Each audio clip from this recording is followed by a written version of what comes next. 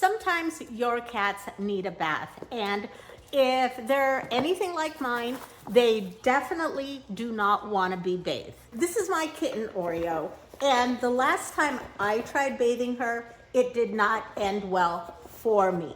Luckily, there's this bath set from MoonCat that you could go ahead and use on a cat that is reluctant to get into water. Let me go ahead and show you what's in this bath set. So first of all, here's the shampoo. It is waterless and it actually smells pretty nice. And it is a foam. So all you do is you go ahead and put it on your cat's body, and then it comes with a brush as well. And the brush, one side feels like foam and the other side feels like silicone.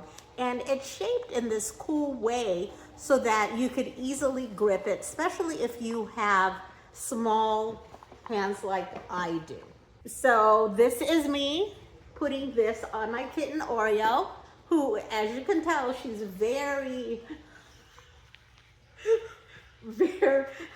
and then you would just go ahead and rub it on them.